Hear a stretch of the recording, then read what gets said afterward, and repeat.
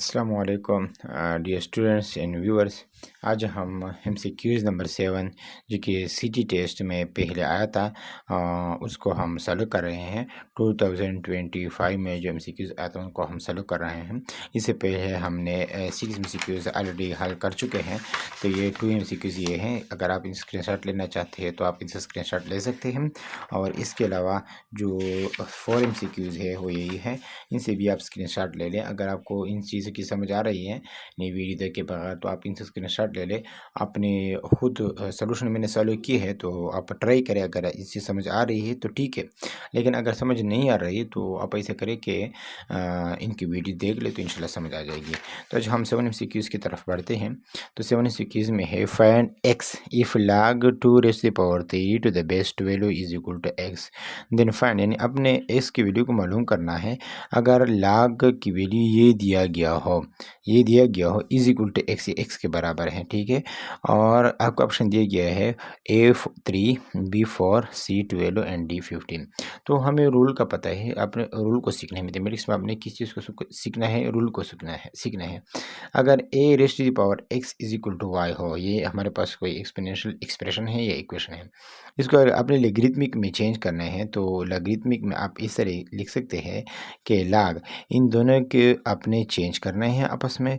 इसको तो हम बेस कहते हैं, तो ये log में जो बेस होते हैं वो यहाँ पर होता है, और इन दोनों को अपने चेंज करना है। लेकिन किस तरह चेंज करना है, log y to the base a is equal to x। दोबारा सीखें, ये एक्सपोनेंशियल फॉर्म है, और इसको ये नीचे वाला जो है इसको हम लॉगरिथमिक फॉर्म कहते हैं। ये जो है ये a, ये बेस है, और log में बेस यहाँ पर होता है। ये बेस को अपने बेस में रखना है, और ये जो पावर है और ये वैल्यू है इसको। तो यहाँ तक हमने बात की थी कि वीडियो स्टॉप हो गई वहाँ पर, तो मैं दोबारा शो करता हूँ। तो अगर इसको हम बेस कहते हैं और इसको हम एक्सपोनेंट या वैल्यू पावर कहते हैं और इसको हम वैल्यू कहते हैं, तो क्या करना है, इन दोनों को अपने इंटरचेंज करना है लॉगरिथमिक के फॉर्म में। तो अगर हमने इस पावर और वैल्यू को इंटरचेंज किया और बेस को बेस पर लिखते हैं, तो ये जो हमें इक्वेशन दिया गया है log 12 और वैल्यू में हमारे पास क्या है 12 raise to the power 3 is equal to x। तो अगर आपने इसको एक्सपोनेंशियल में लिखना है तो क्या करना है, यहाँ पर आप देख सकते हैं इस के ऊपर आपने डायरेक्टली, यानी ये जो a है a के ऊपर, यानी इस a के साथ y को लिखना है। तो यहाँ पर ये बेस में है तो इसके साथ इसको लिखना है, यानी 12 raise to the power x। और ये जो है ये वैल्यू खुद बहुत रह जाएगी, यानी a के साथ इन जब आप लॉगरिथमिक में लिखते हैं तो a के ऊपर अपने y लिखना है, इस तरह यहाँ पर है, और इसको इज इक्वल टू रखना है, इज इक्वल टू x। तो यहाँ पर इज इक्वल टू इस वैल्यू को रख ले 12 की पावर 3। और ये मैथमेटिक्स में एक रूल है, when base are equal then power are equal.